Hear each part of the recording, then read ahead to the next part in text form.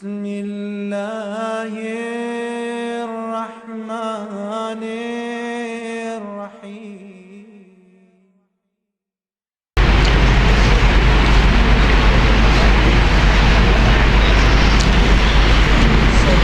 إن الحمد لله نحمده ونستعينه ونستغفره ونعوذ بالله من شرور أنفسنا ومن سيئات أعمالنا من يهده الله فلا مضل له ومن يضلله فلا هادي له وأشهد أن لا إله إلا الله وحده لا شريك له وأشهد أن محمدا عبده ورسوله.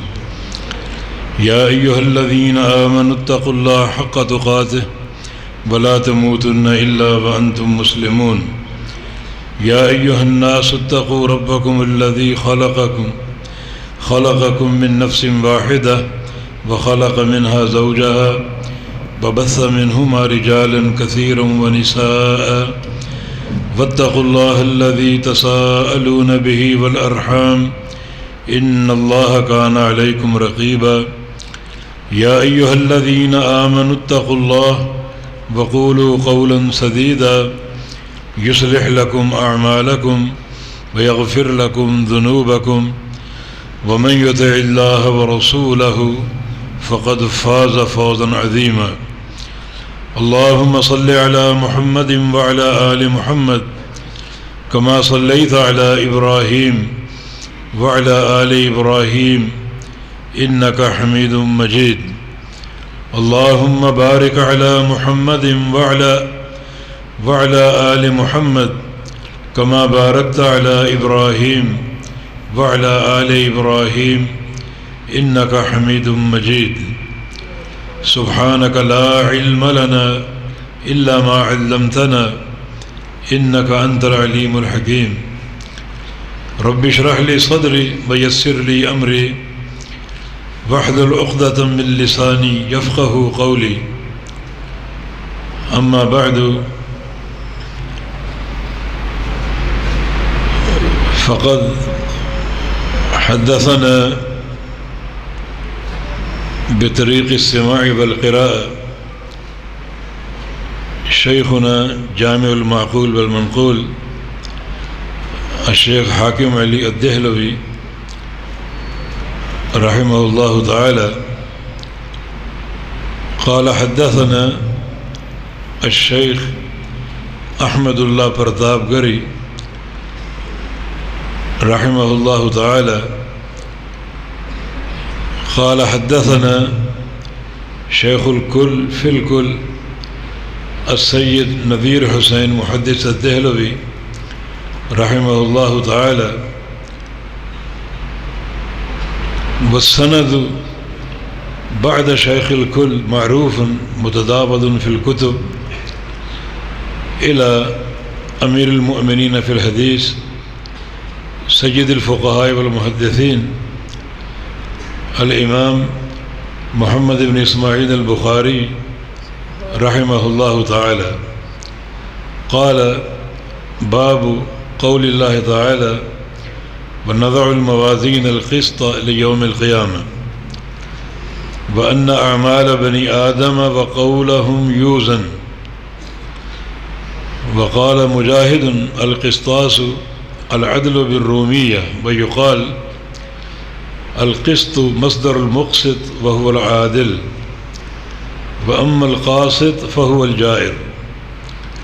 حدثنا أحمد بن إشكاب قال حدثنا محمد بن فضيل عن عمارة بن القعقاع عن أبي زرعة عن أبي هريرة رضي الله تعالى عنه قال قال النبي صلى الله تعالى عليه وسلم كلمتان حبيبتان إلى الرحمن خفيفتان على اللسان ثقيلتان في الميزان سبحان الله بحمده سبحان الله العظيم.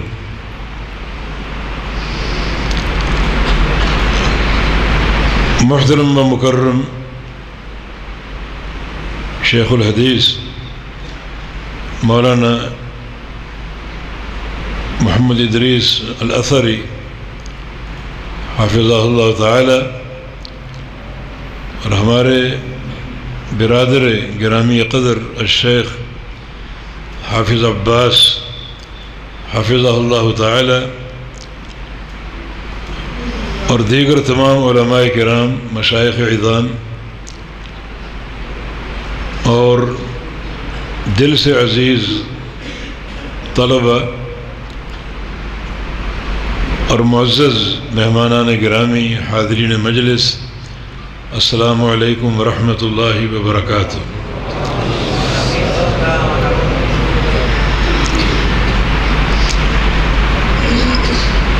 یہ صحیح بخاری کا آخری باب آپ نے سماعت فرمایا ہے۔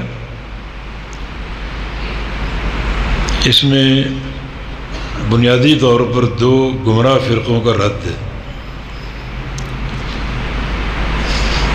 اور یہ رد امام بخاری رحمہ اللہ کے مقاصد میں شامل۔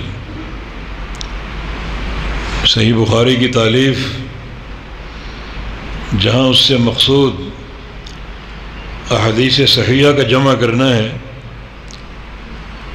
اور فقہی مسائل کتاب و سنت کی روشنی میں حل کرنا ہے، وہاں ایک عرفہ اور اعلیٰ مقصد جو ہے وہ گمراہ فرقوں کی تردید، جو طوائف ضالہ اور فرق منحرفہ، ان کے شبہات اور ان کے شکوک کا رد، امام بخاری رحمہ اللہ کے اعلیٰ ترین مقاصد میں شامل۔ طلبہ جو صحیح بخاری پڑھ چکے اس بات کی گواہی دیں گے کہ تقریباً ہر ترجمہ کسی غلط اور گمراہ فکر کی تردید ہے، اور یہ ترہ امتیاز ہے محدثین کا۔ میں اپنے آپ کو اور اپنے طلبہ کو آج یہ اہم نصیحت دوں گا کہ جو بھی غلط افکار اٹھتے ہیں اور پیدا ہوتے ہیں، اور خاص طور پہ آپ کا پنجاب ان غلط افکار کا اکھاڑا بنا ہوا، اللہ تعالیٰ عافیت دے، تو ان کا ایک باوقار اور علمی رد کرنا آپ سیکھیں، اور کوشش یہ ہو کہ حق جو ہے وہ نکھرا رہے اور پاک صاف رہے۔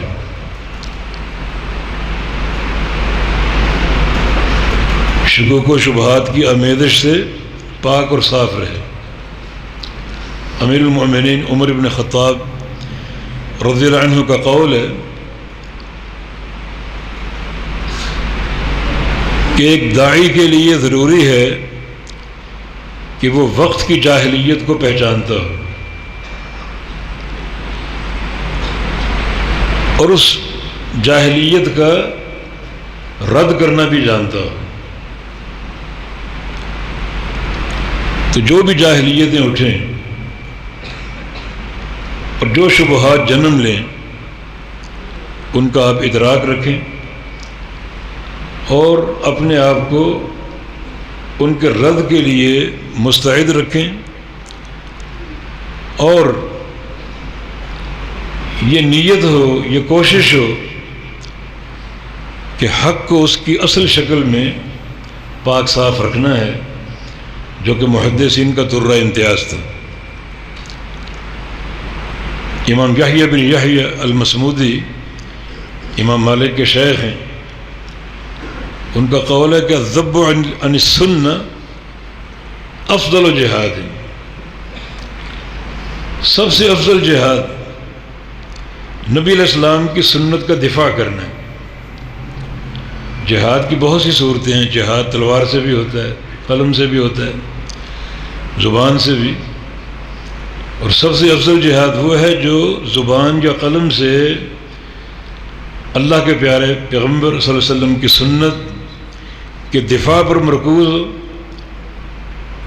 اور اسی بنیاد پر جو مقابلے کی بدعت ہے اس کی تفنید مقصود ہو۔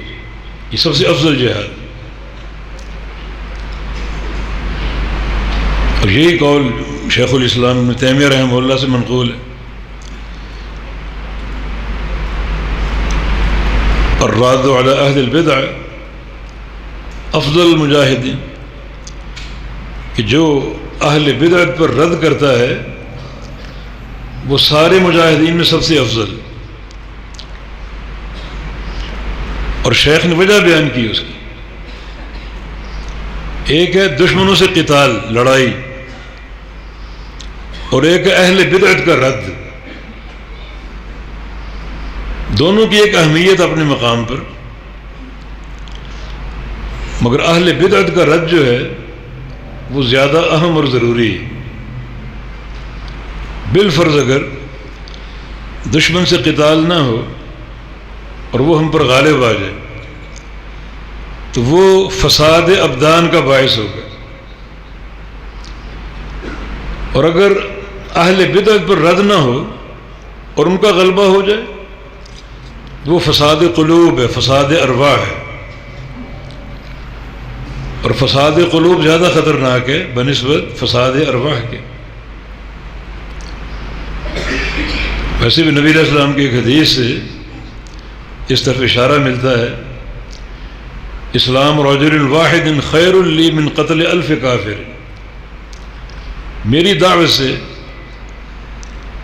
ایک کافر مسلمان ہو جائے یہ مجھے زیادہ محبوب ہے اس چیز سے کہ میری تلوار سے 1000 کفار کا قتل ہو.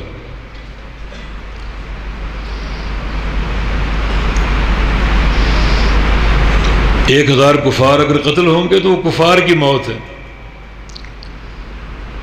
اور دعوت سے اگر کفر ختم ہوگا تو وہ کفر کی موت ہے. اور کفر کی موت زیادہ مرغوب اور محبوب ہے بنسبت کفار کی موت کے. یہ بات درست ہے کہ جو گردنیں دعوت حق کے مقابلے میں کھڑی ہوں ان کو کاٹنا پڑے گا. لیکن میرے عزیز طلبہ، اس جہاد میں اپنے آپ کو ہمیشہ موجود اور قائم رکھنا. یہ فتنوں کا زمانہ ہے، پرفتن دور ہے،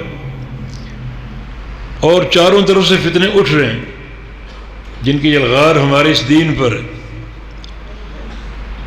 تو ان فتنوں کے رد کے لیے، ازالہ کے لیے ہمیں ہمیشہ کمر بستہ رہنا ہے، تیار اور مستعد رہنا ہے. دیکھیں نبی علیہ السلام نے اہل یمن کی بڑی تعریف کی ہے. ایک حدیث میں ہے الایمان یمان والفقہ یمان، کہ ایمان تو یمن کا ہے اور فقہ بھی یمن کی ہے. وفی روایت والحکمت یمانیۃ، حکمت بھی یمن کی ہے. یمن کا ایمان، یمن کی فقہ، یمن کی حکمت، تینوں چیزوں کی آپ نے تعریف اور توصیف فرمائی. اس کی وجہ وہ آگے بیان ہو رہی. وہ کیا ہے؟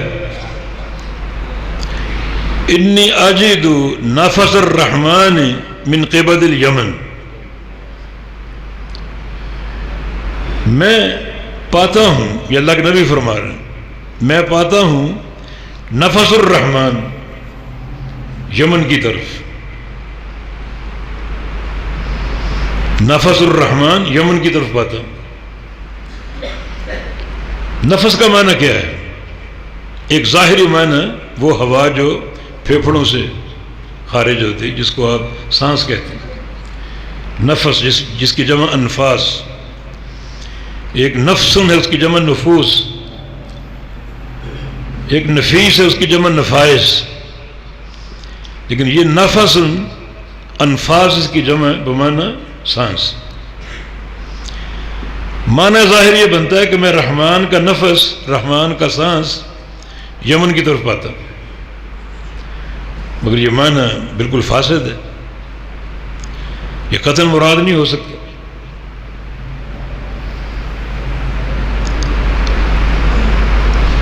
پھر اس کا معنی کیا کرو؟ یہ بات جو متاولین ہیں وہ ہم پر اس حدیث کے ذریعے حجت قائم کرتے ہیں کہ آپ بھی تعویلیں کرتے ہیں، ورنہ نفس کا معنی ظاہر سانس ہے، یہاں سانس کا معنی کر کے دکھاؤ، آپ دوسرا معنی کرتے ہیں تو آپ بھی تعویل کرتے ہیں، لیکن نہیں، تعویل نہیں کرتے، جو دوسرا معنی مراد لیتے ہیں وہ بھی معنی ظاہر ہے۔ ان کلمہ نفس کے دو معنی ہیں اور دونوں معنی ظاہر متبادر للذہن، بمعنی سانس، اور دوسرا یہ مصدر ثانی نفث ینفث تنفیسا و نفسا، جیسے فرج یفرج تفریجا و فرج، مصدر ثانی ہے۔ تنفیس کا معنی زائل کرنا، مٹانا اور صاف کرنا،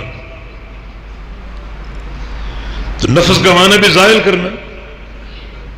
نبی علیہ السلام کی حدیث ہے، من نفس عن اخیہ المسلم المؤمن قربۃ من قرب الدنیا نفس اللہ عنہ قربۃ من قرب یوم القیامہ۔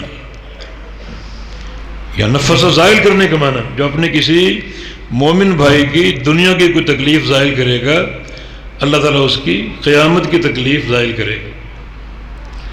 نفس بمعنی ازال، بمعنی فرج، تو یہ معنی ظاہر ہے، کوئی تعویل نہیں ہے۔ حدیث کا معنی یہ ہے کہ میں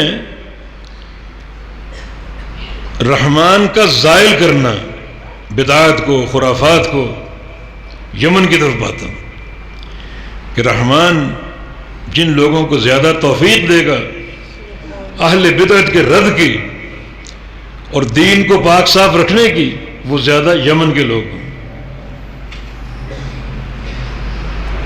اسی بنا پر فرمایا الایمان یمانی والفقہ یمانی، ایمان تو یمن کا ہے، فقہ یمن کی ہے، حکمت یمن کی ہے۔ اس کا معنی یہ ایک جو وظیفہ ہے اہل بدعت کا رد، یہ حقیقی ایمان، حقیقی فقہ ہے۔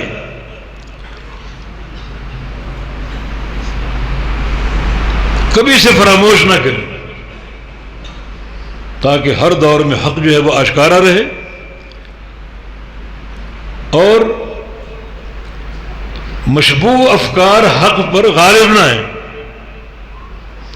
علی بن مدینی رحمہ اللہ کا قول ہے، شیخ البخاری، کہ دو شخصیتوں کا احسان پوری امت پر ہے،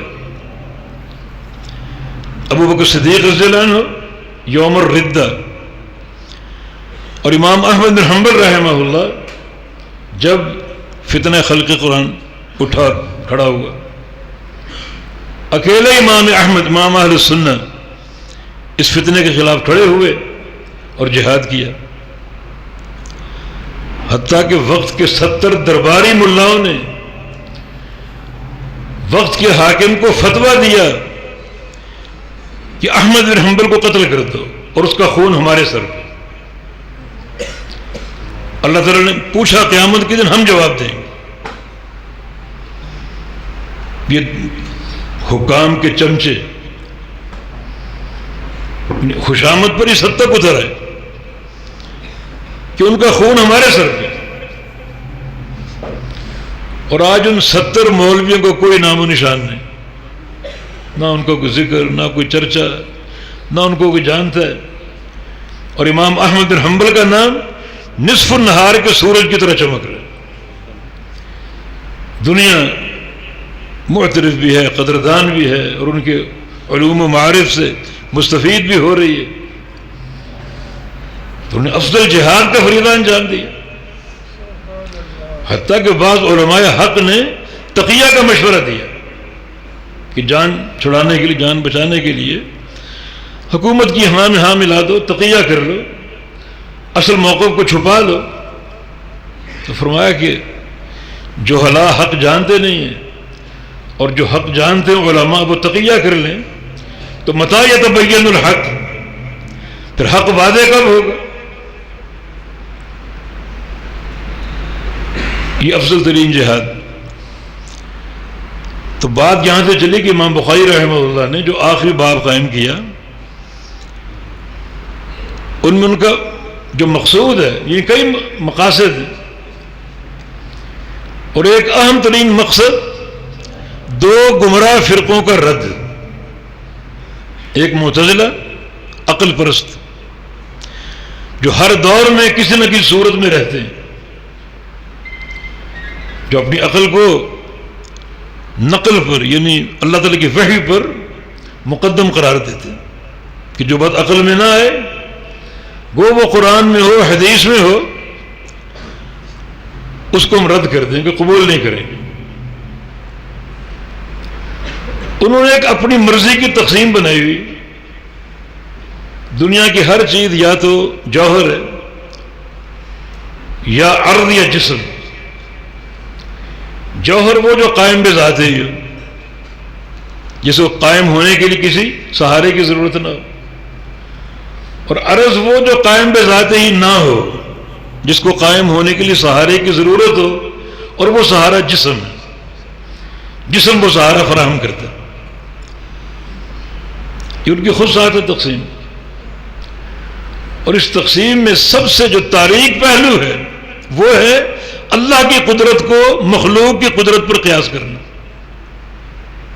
مثلا اللہ تعالیٰ نے خلق ارواح کی خبر دی، روحیں پیدا ہو چکی، معتزلہ نہیں مانتے، عقل پرست لوگ نہیں مانتے کہ ارواح تو اعراض ہیں، عرض ہیں، جسم کے بغیر قائم ہو نہیں سکتے۔ یہ کیسے ہو سکتا ہے کہ عرض پہلے پیدا ہو جائے اور ان کے اجسام بعد میں آئیں؟ جسم روح کو اٹھاتا ہے،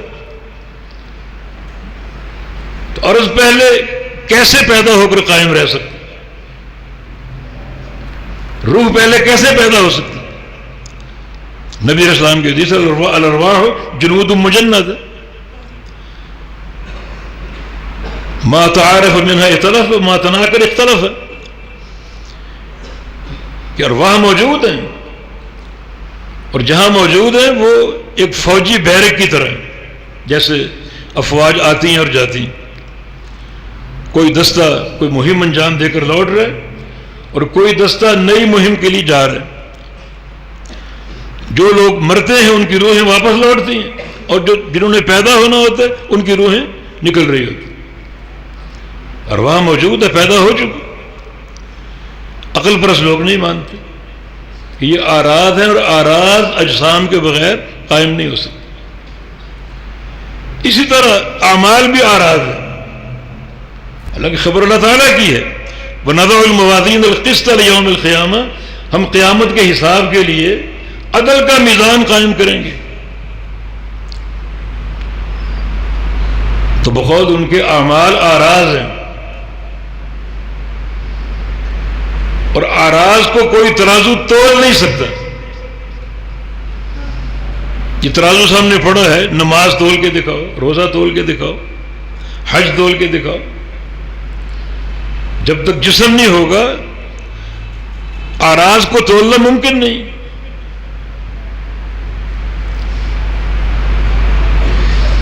جس کو آپ یوں سمجھے جیسے گڑ کی ڈلی ہو، اس کے اندر مٹھاس ہے، مٹھاس عرض ہے اور وہ ڈلی اس کا جسم ہے۔ مٹھاس کو کوئی نہیں تول سکتا، اب گڑ تولنا ممکن ہے کیونکہ وہ جسم ہے۔ چینی کے دانے ہیں وہ جسم ہے، اور چینی میں موجود مٹھاس عرض ہے۔ مٹھاس کا تولنا ممکن نہیں ہے، لیکن چینی کے دانے تولے جا سکتے ہیں۔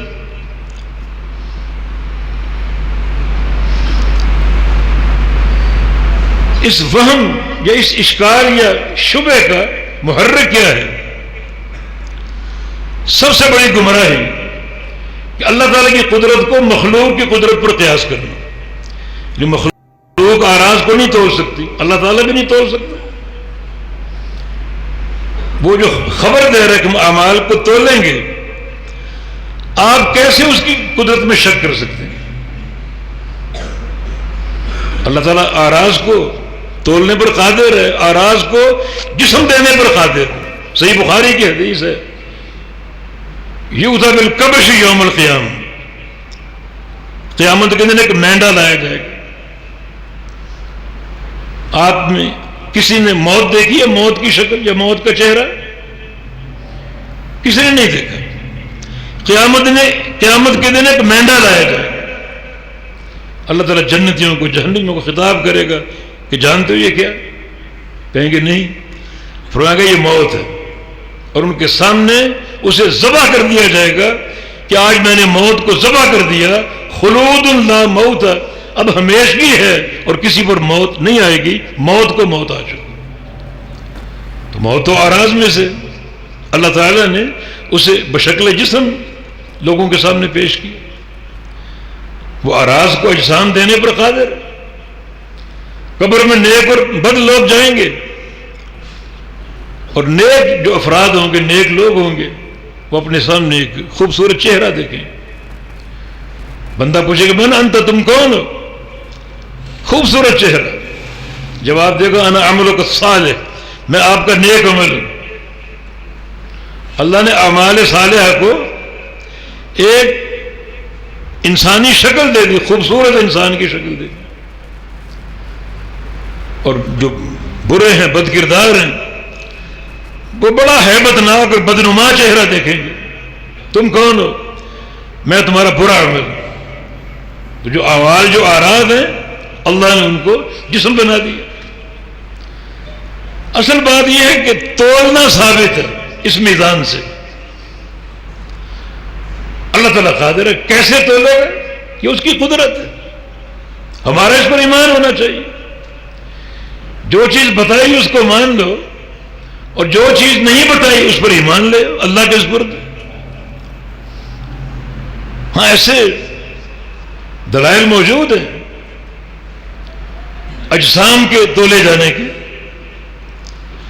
صحائف اعمال جو فرشتے تیار کر رہے ہیں انہیں تولا جائے گا. حدیث بطاقہ اس کی دلیل ہے کہ ایک بندے کے 99 گناہوں کے دفاتر ہوں گے، اور صرف ایک پرچی ایک نیکی کی جو اللہ نے سنبھال کے رکھی ہوئی. دونوں کو تولا جائے گا، یعنی صحائف تولے جائیں گے. اور ایک حدیث میں صاحب عمل کے تولنے کا ذکر ہے. صحیح بخاری کی حدیث ہے رب سمین لا یذن عند اللہ جناح بعوضہ. بہت سے موٹے تازے بھاری بھرکم لوگ اللہ کے میزان میں ڈالے جائیں گے، اور ان کا وزن ایک مچھر کے پر کے برابر بھی نہیں ہوگا. نہ ان کے عمل کا نہ ان کا اپنا، کیونکہ عمل میں قبول کی برہان ہی نہیں تھے. سب بیکار اور برباد، مچھر کے پر کے برابر بھی نہیں. مانا صاحب اعمال کو تولا جائے گا. جناب عبداللہ بن مسعود رضی اللہ عنہ، ان کے بارے میں نبی علیہ السلام کی حدیث ہے، جب صحابہ ان کی پتلی پنڈلیوں کو دیکھ کر ہنس پڑے مذاقاً، تو آپ نے فرمایا کہ لہما اثقل فی المیزان من احد، کہ عبداللہ کی یہ 2 پنڈلیاں اللہ کے میزان میں احد پہاڑ سے بھاری ہوں گی.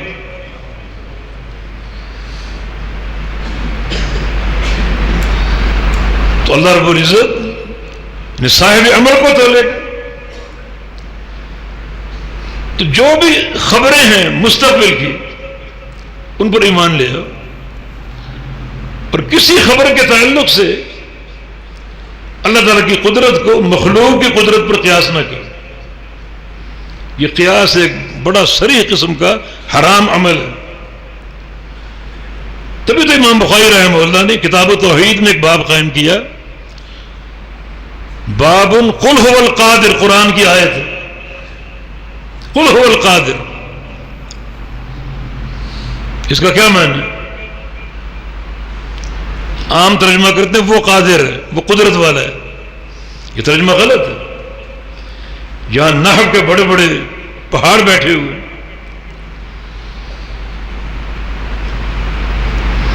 یعنی جملہ کے دونوں جز معرفہ ہے.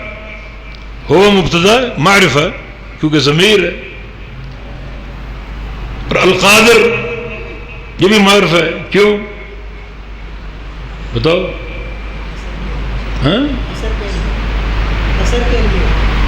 معرف باللام ہے نا، یہ معرفہ ہے. اور فائدہ کیا ہو رہا ہے؟ صحیح بتایا، حسر. حسر کا فائدہ. ترجمہ اس کا کیا؟ وہی قادر اور کوئی قادر نہیں.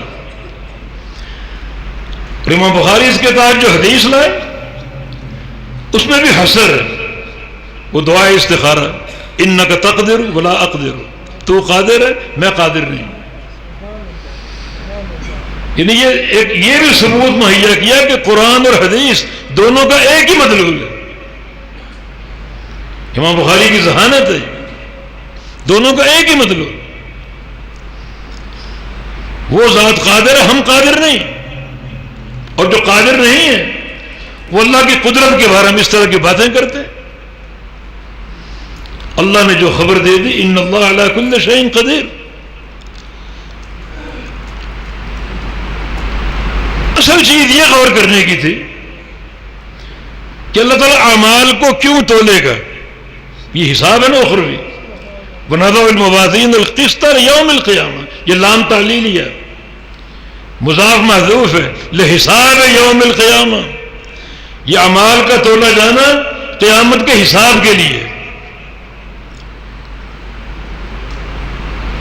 قیامت کے حساب کے لیے.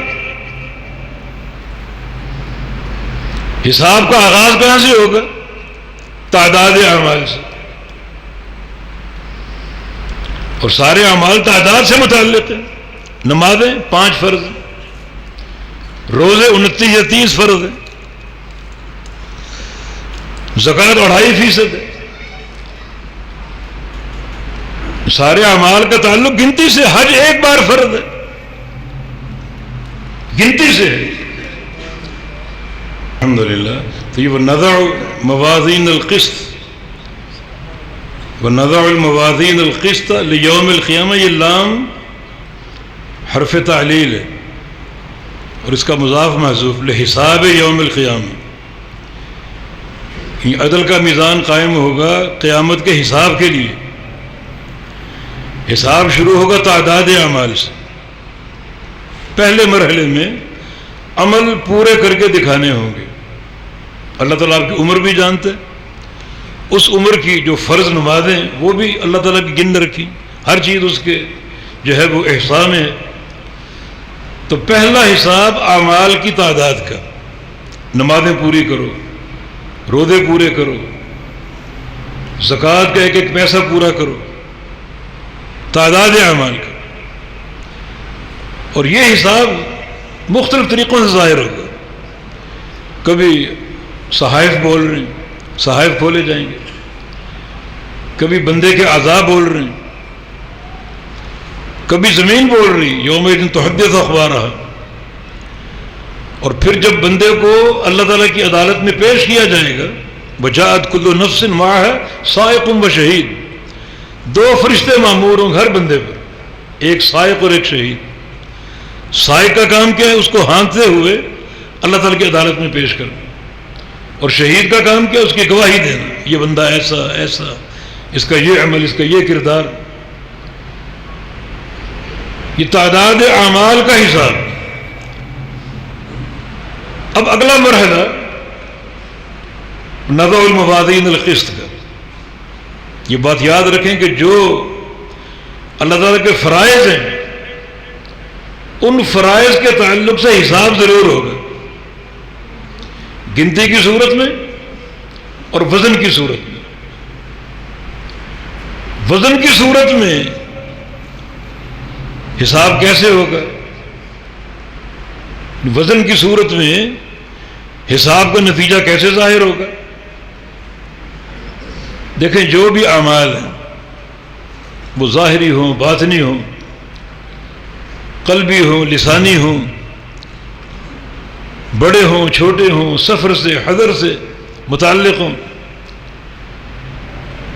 سارے اعمال کی صحت اور قبولیت کے لیے 2 برہانے ہیں. برہانے، کیونکہ جنت کا داخلہ برہان کے ساتھ.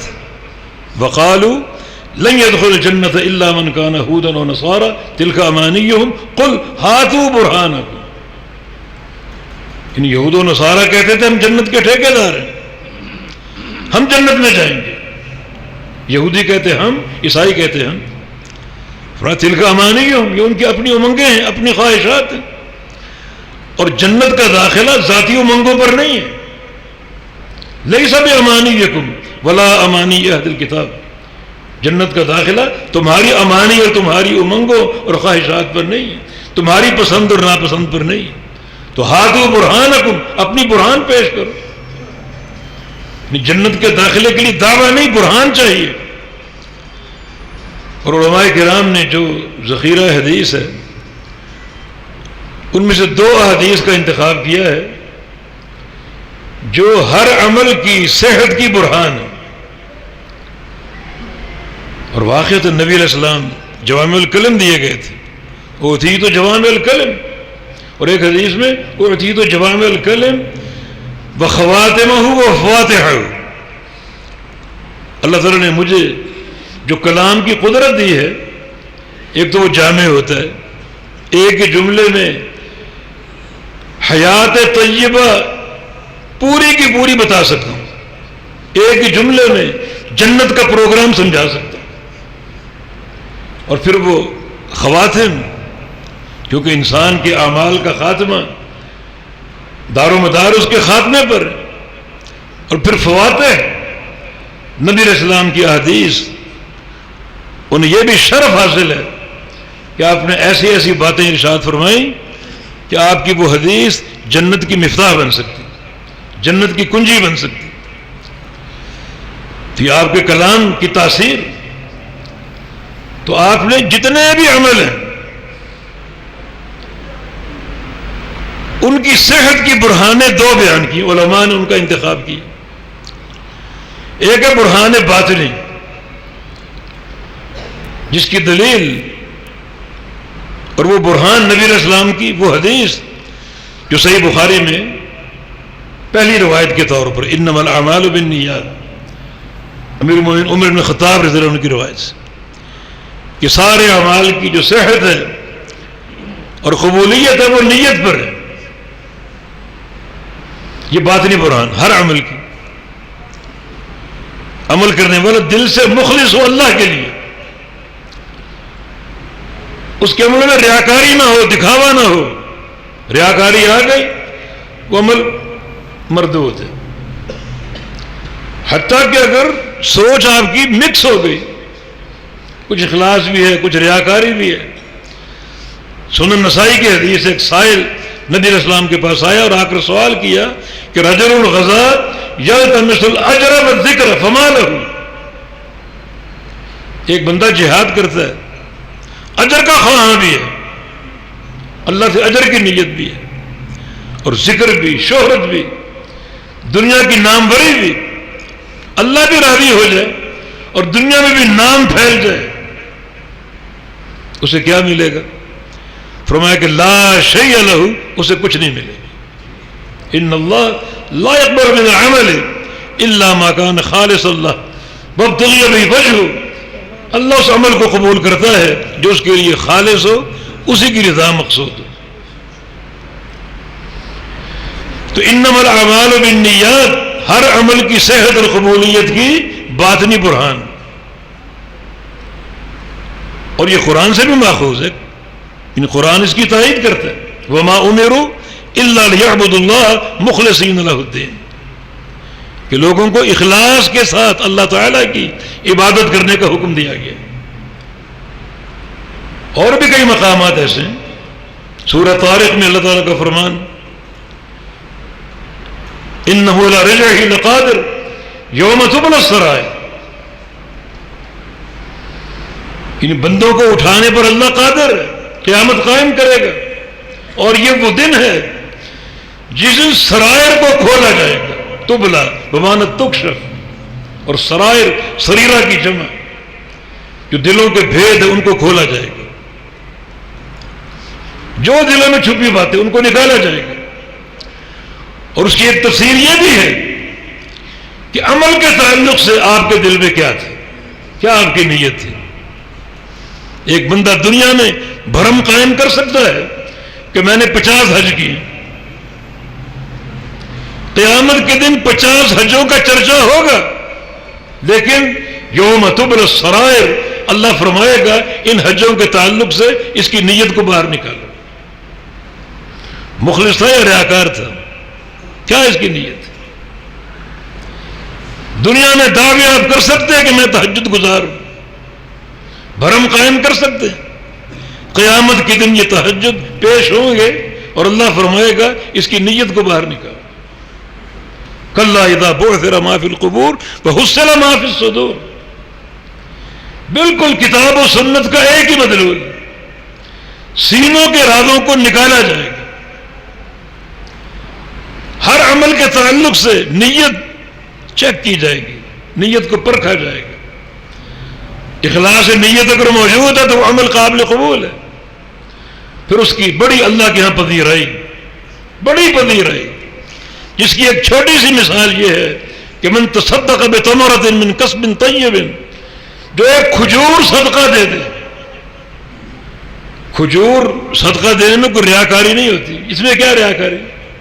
ایک چھوٹی سی کھجور آپ نے دے دی، اس میں کیا ریاکاری ہوگی؟ اللہ کے لیے دے دی. اللہ اتنا خوش، میرے بندے نے مجھے کھجور دی، میرے لیے دی. یاخذھا بیمینہ، اللہ وہ کھجور اپنے دائیں ہاتھ میں لے لے گا، اس کو پکڑ کے دائیں ہاتھ پہ رکھ لے گا. یربیھا کما یربی احدکم فلوہ، اللہ اس کو پالے گا جیسے تم اپنے جانور کے بچے کو پالتے. حتی تصیر مثل الجبل، حتیٰ کہ قیامت کے دن وہ کھجور پہاڑ بن چکی ہوگی.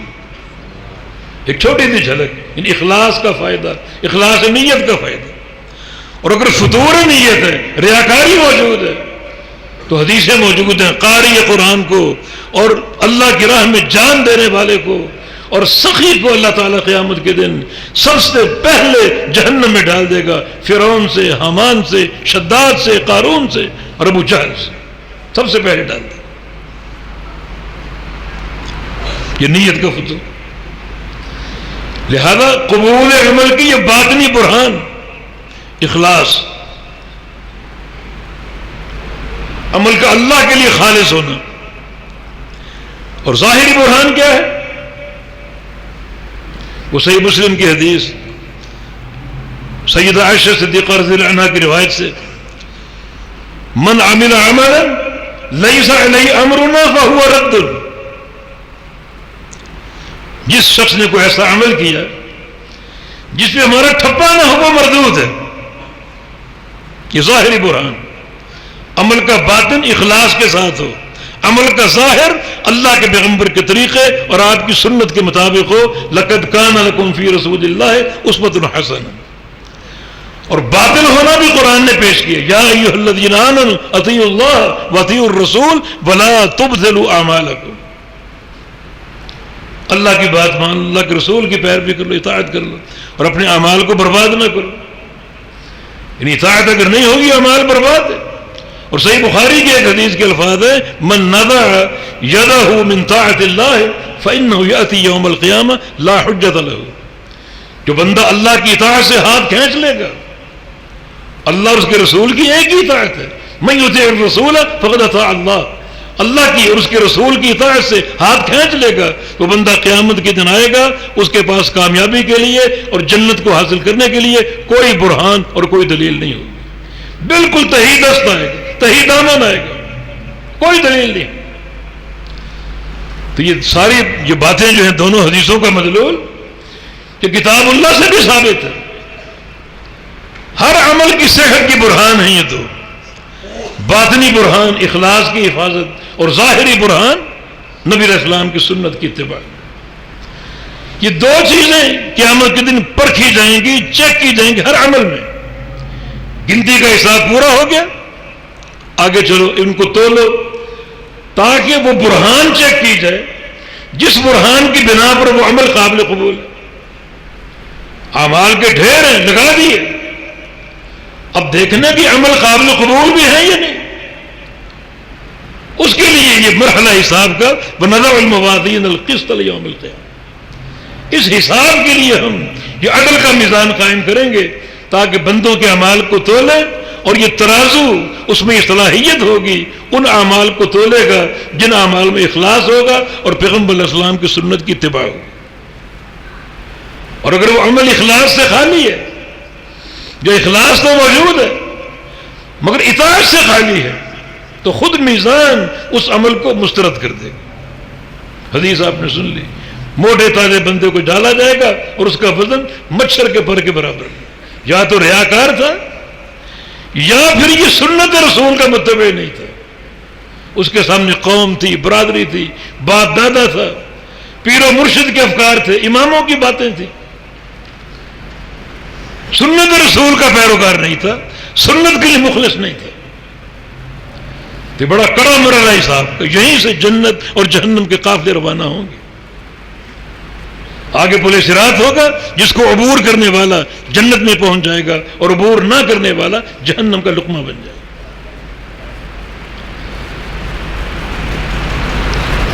تو یہ مقصود،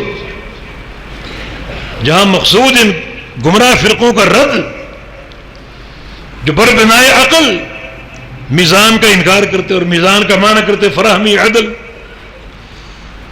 یہ ایک ایسا عدل ہے جس کے دو پلڑے بھی ہوتے ہیں، جس کے اندر کانٹا بھی ہے وزن کو درست کرنے کے لیے. اور حدیث میں آتا ہے کہ ایک پلڑے کو 7 آسمان اور 7 زمینیں اس میں سما سکتی. ایک پلڑے میں 7 آسمان، آسمانوں کی مخلوق، اور 7 زمینیں اور زمینوں کی مخلوق ایک پلڑے میں سما سکتی. یہ حقیقی میدان، حصی میزان ہے، حصی میزان جو واقعۃ الاعمال کو تولے گا. اصل مسئلہ اس مرحلے کی فکر، اس مرحلے کی تیاری کی بنیادیں دو ہیں. ایک تو سارے عمل کرو، اخلاص کے ساتھ کرو، اور پیغمبر علیہ السلام کی سنت کی اتباع کے ساتھ کرو. ایک گمراہ فرقہ اور تھا جبریہ کا، قدریہ کے مقابلے میں، جو کہتا کہ بندے اپنے نمشتہ تقدیر کے آگے مجبور ہیں، جو لکھا ہے وہ ہو رہا ہے. یہ دنیا کی حرکتیں تقدیر کے مطابق انجام پا رہی. نمازی کو اس کی نماز کا اجر نہیں، کیونکہ تقدیر میں یہی لکھا ہوا ہے. اور کوئی گناہ گار اور فاسق و فاجر ہے، اسے کوئی عذاب اور گناہ نہیں، وہ بھی تقدیر کے آگے مجبور ہے. جیسے ہوا چلتی، پتے ہلتے ہیں، مجبوراً ہلتے ہیں. ان پتوں کے ہلنے میں پتوں کی اپنی اختیار یا آزادی نہیں. اس طرح جو حرکات ہیں وہ نوشتہ تقدیر کے مطابق ہیں، تو بندے مجبور ہیں اس کے آگے. امام بخاری رحمہ اللہ، اس میں ہم تفصیل میں نہیں جاتے، یہ باب قائم کر کے اگر بندے مجبور ہیں محض ہیں، تو پھر بدن اعمال کیوں؟ یہ حساب کیوں بدن اعمال کی صورت میں؟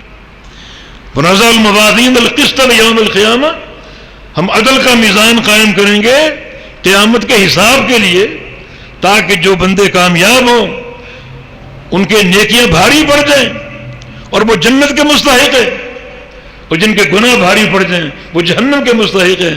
تو جزا بھی مرتب ہو رہی ہے اور سزا بھی مرتب ہو رہی ہے. بندہ اگر مجبور محض ہے، نہ ثواب ہے نہ عقاب ہے، پھر ان نصوص کا کیا معنی؟ یہ دو مقاصد، اس مرحلے کی تیاری کرو. کتاب کا آغاز تو یہیں سے ہوا تھا، باب بدل وحی، کہ یہ دین وحی ہے. اور حدیث عمر بن خطاب انما الاعمال بالنیات، یہ دین اخلاص ہے. حسن تربیت ہے یہ. ہر عمل پر سنت کا رنگ ہو اور ہر عمل اخلاص کی بنیاد پر ہو. اسی آغاز کے مطابق اختتام بھی ہو رہا ہے. ونضع الموازین القسط لیوم القیامہ، جو ہم عدل کا میزان قائم کریں گے، تو یہ میزان انہی دو چیزوں کو چیک کرنے کے لیے کہ بندے نے عمل تو کیے، اخلاص کے ساتھ کیے یا نہیں کیے، اور پیغمبر علیہ السلام کی سنت کی پیروی کے ساتھ کیے نہیں کی. تو جہاں سے کتاب کا آغاز ہوا، انہی نکات پر کتاب کا اختتام ہو رہا ہے. اور مقصد یہ ہے کہ اپنی آخرت کی تیاری کرو، مرحلہ میزان کی تیاری کرو ان دو اصولوں کے ساتھ. عمل کی تکمیل ہو، اعمال پورے ہوں، اور اعمال جو ہیں ان دو بنیادوں پر ہوں، اخلاص اور پیغمبر علیہ السلام کی سنت کی اتباع.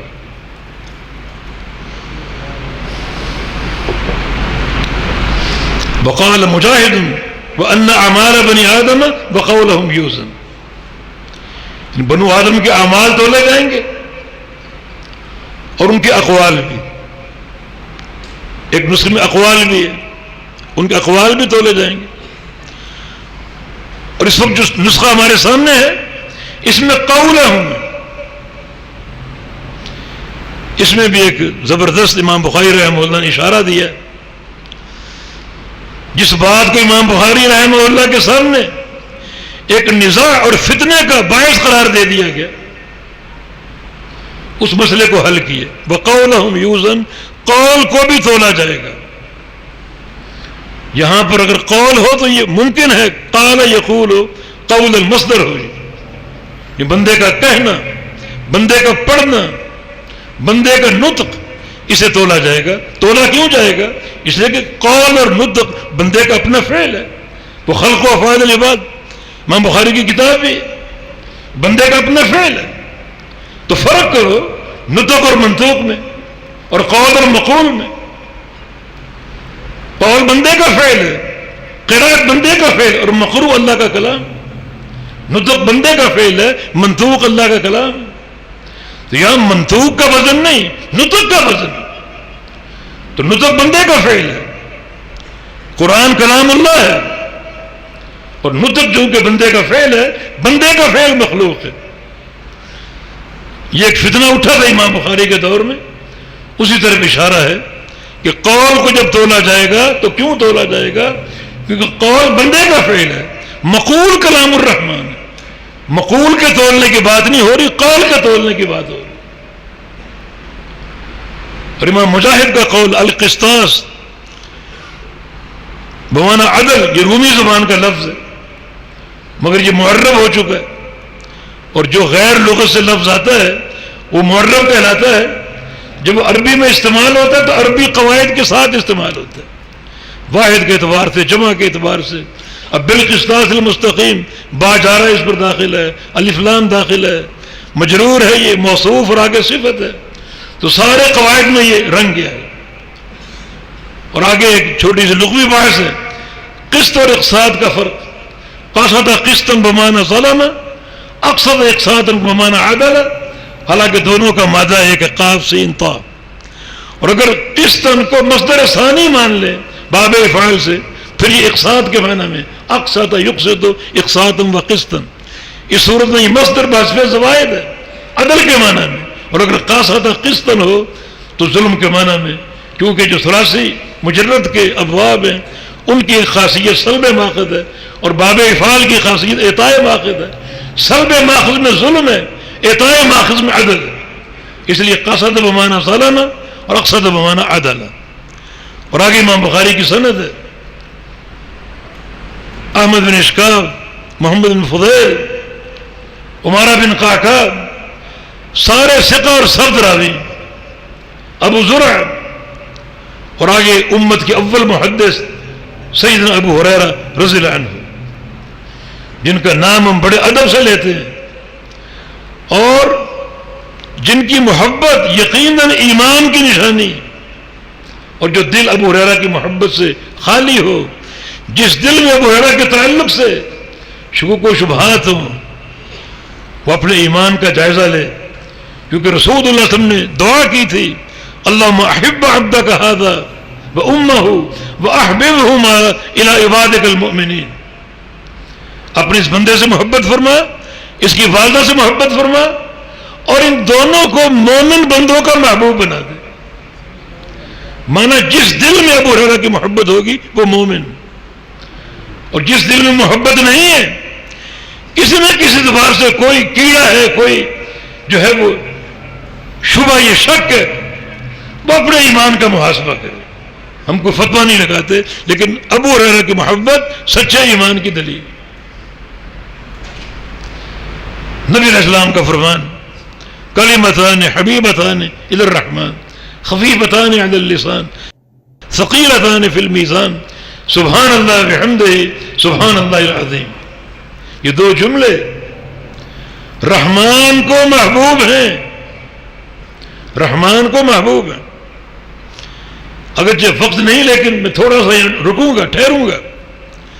یہ جملہ جو ہے حبیبتان الی الرحمن، یہ بھی جو مسلک محدثین، مسلک اہل حدیث، اس کی پوری ترجمانی.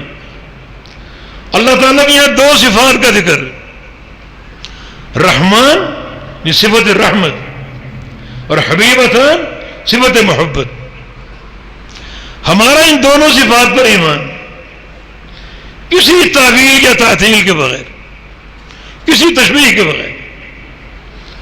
ورنہ باقی دنیا ان صفات میں مختلف ان کی الجھنیں، مختلف ان کی پریشان کن باتیں ہیں.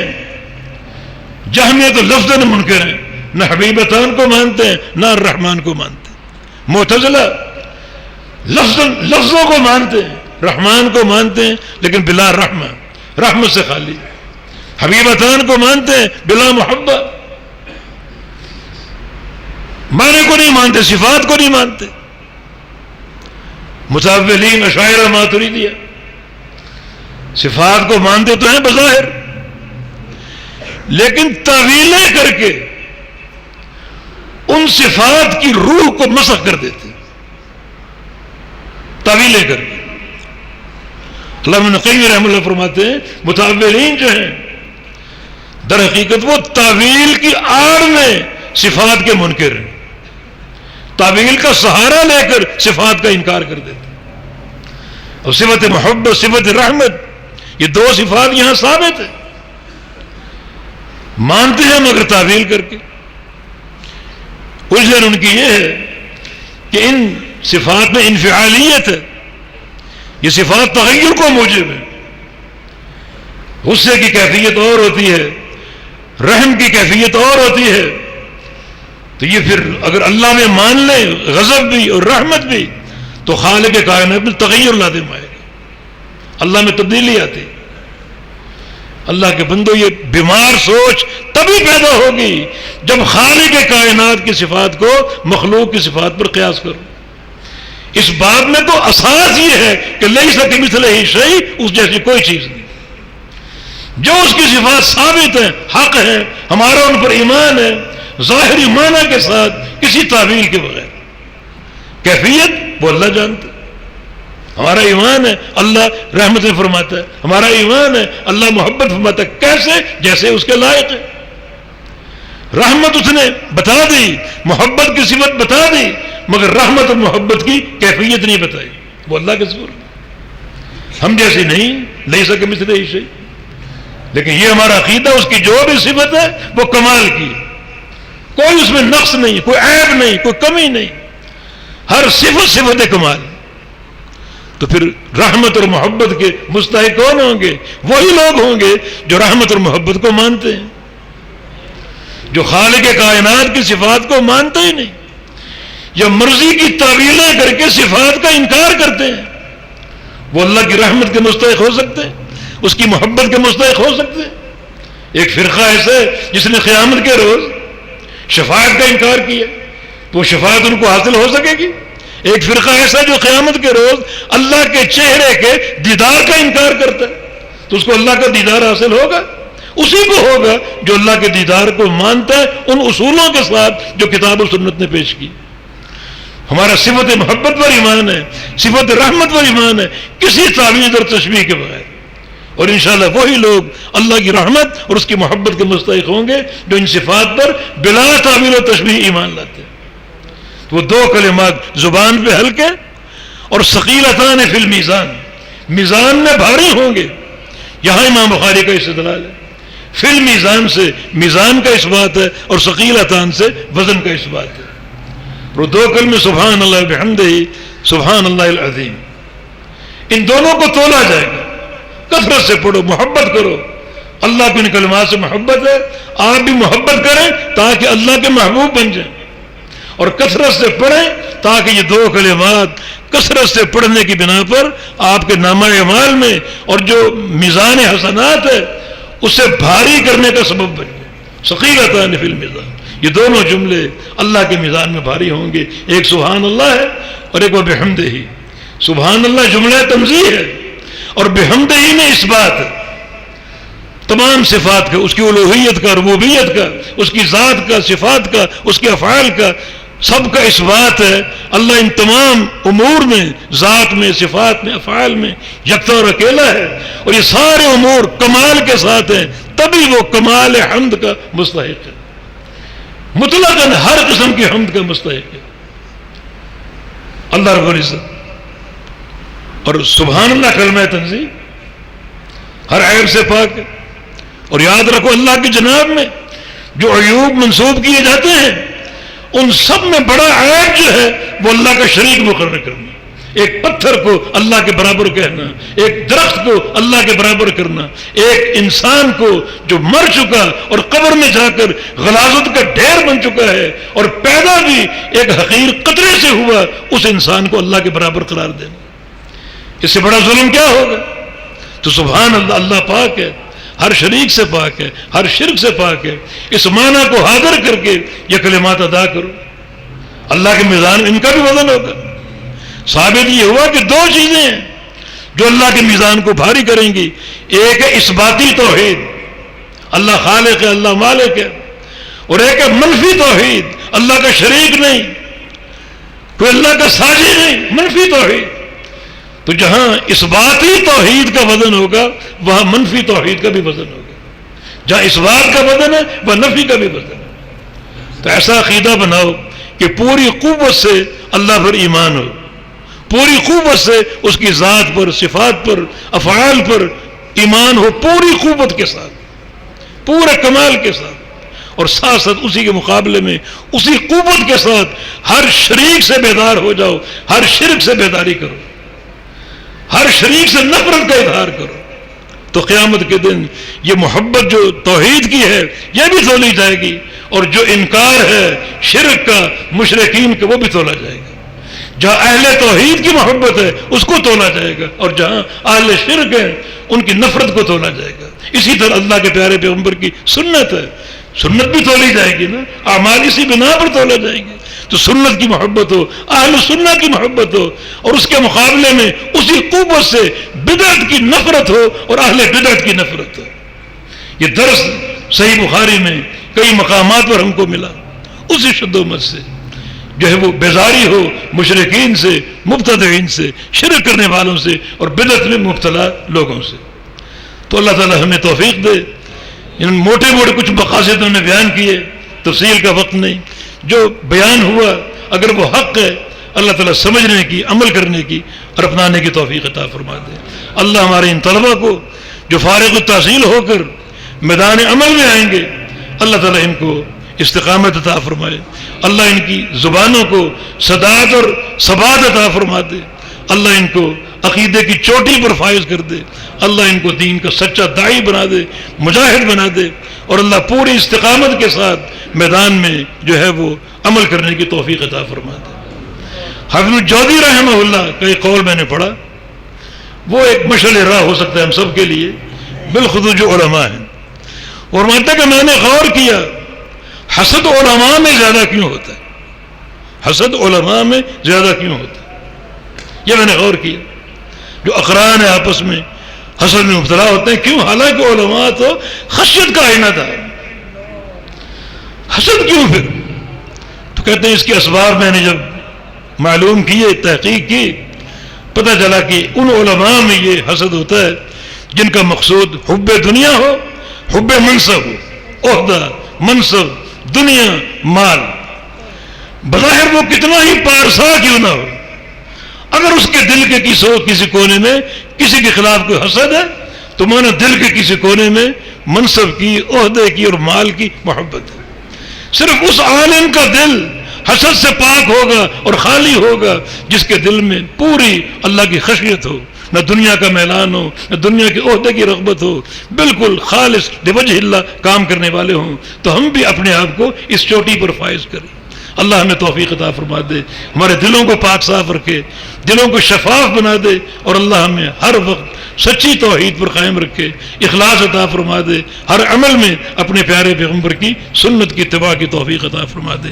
اللہ ان اداروں کو قائم و دائم رکھے، اساتذہ کرام کو اللہ تعالیٰ قائم و دائم رکھے، اور ان کا کام جاری و ساری رہے۔ جو معاونین مساہمین ہیں اللہ تعالیٰ ان کو بھی صحت اور عافیت دے، اور اللہ ان کو برکتیں عطا فرما دے۔ اقول قولی ھذا واستغفر اللہ لی ولکم وآخر دعوانا ان الحمد للہ رب العالمین۔ یہ ایک سوال ہے کہ سلام دونوں طرف پھیرنا چاہیے یا ایک طرف جنازہ میں؟ جنازہ میں سلام ایک طرف پھیرنا افضل ہے اور دونوں طرف پھیرنا جائز ہے.